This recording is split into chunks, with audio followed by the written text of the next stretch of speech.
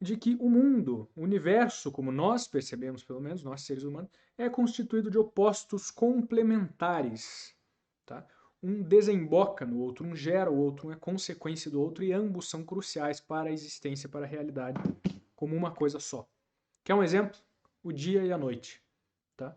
Você pode perceber, no caso de princípios mais básicos, você pode identificar ambos aqui muito claramente. O dia, tá? A luz, a parte branca, e a noite, né? A escuridão, a parte preta.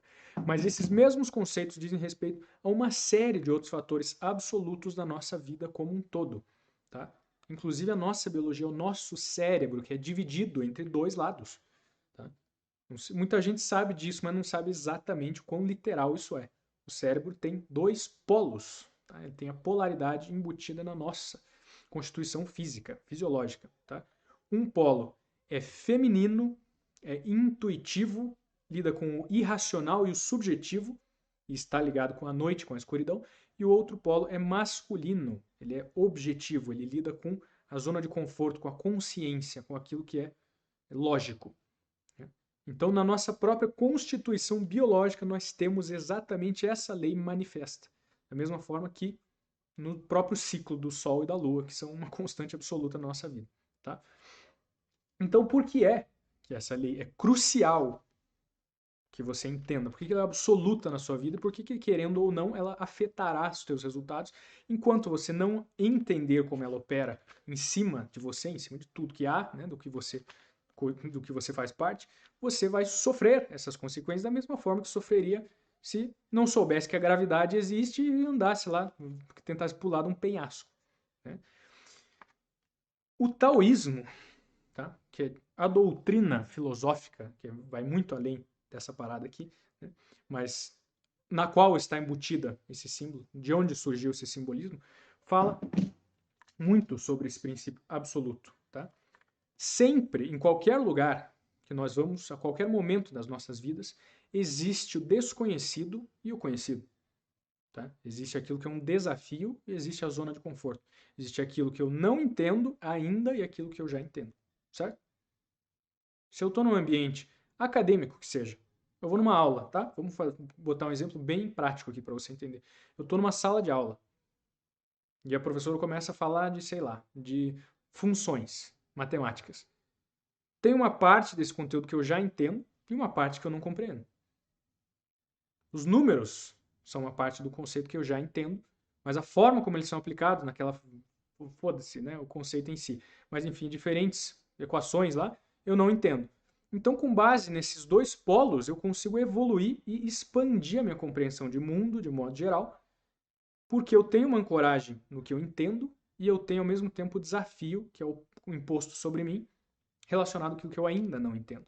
Tá? Eu estou dando um exemplo extremamente simples para você entender que isso se extrapola para toda a nossa vida.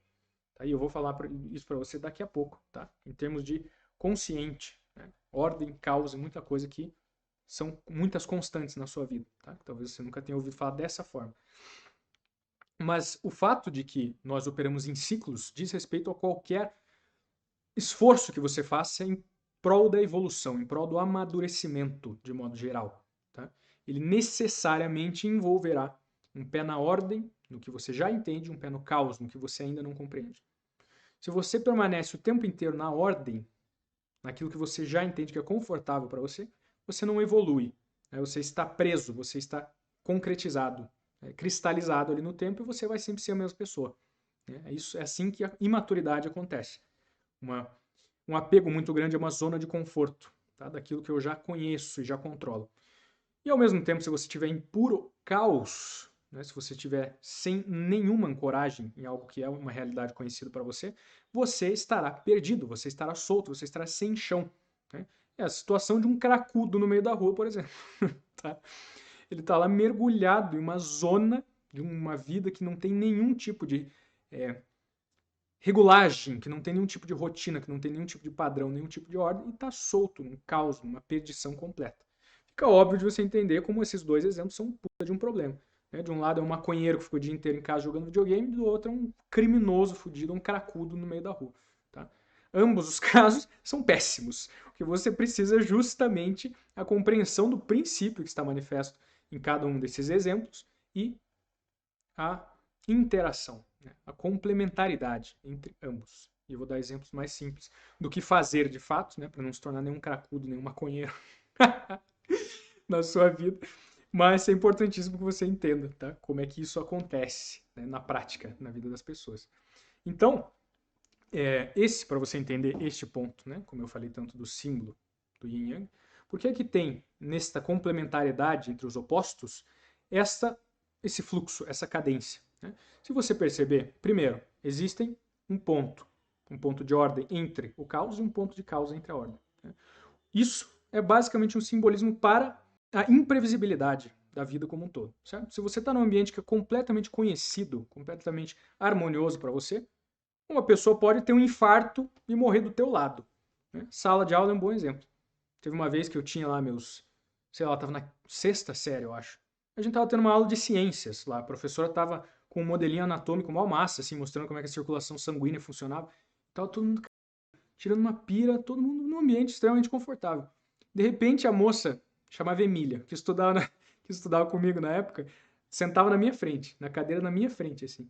Cara, ela pegou e caiu dura, de lado, assim, bau, deu com a cabeça no chão. Cara, eu achei que ela tinha morrido. Todo mundo achou que ela tinha morrido. Aí a professora veio correndo, todo mundo acudiu a mim, cara, todo mundo desesperado. Cara, que porra é isso que tá acontecendo? No fim das contas, ela não morreu, tá? Mas eu tô contando essa história para você entender o que é isso aqui, tá? O que é este pontinho preto aqui no meio do branco. É a possibilidade de mergulhar no caos, de repente, de uma hora para outra, estando em meio ao ápice da ordem, tá? E o oposto também é verdadeiro. Né? Para o cracudo que está lá no meio da rua, atolado em um mundo de desespero e sem nenhum tipo de ordem, pode ser que apareça um pastor evangélico, por exemplo. Tá? Nada contra nem a favor dos evangélicos, mas eles têm essa pecha mais caridosa. E dê a mão para ele, fale, cara, vamos lá, eu vou te levar para minha casa, eu vou te dar um banho, eu vou te dar roupa quente, vou te... Pô, né? Essa é a ordem que aparece em meio ao caos. Tá? Então, ao mesmo tempo em que essas manifestações são cruciais nesse processo, porque você nunca está seguro, né? Você nunca está no controle disso. Esse é um ponto importante. Isso é uma lei universal. É você que vai determinar para onde as coisas vão, para onde os fluxos energéticos deste mundo fluem. Né? Eles se manifestam sobre você e cabe a você se adaptar e aceitar que as coisas funcionam dessa forma. Tá? Então, esses 2 pontinhos aqui dizem respeito a isso, basicamente. Tá? Agora, qual o fator fundamental desse fluxo, dessa cadência? Né? O caos, em seu ápice, né, no ponto mais denso, mais alto, se torna ordem, mais uma vez, e vice-versa. Né? A ordem, na sua cadência, no seu fluxo mais intenso, volta a se tornar o caos. Isso aqui é basicamente um gráfico assim, certo? Você vai de um lado ao outro em todos os sentidos.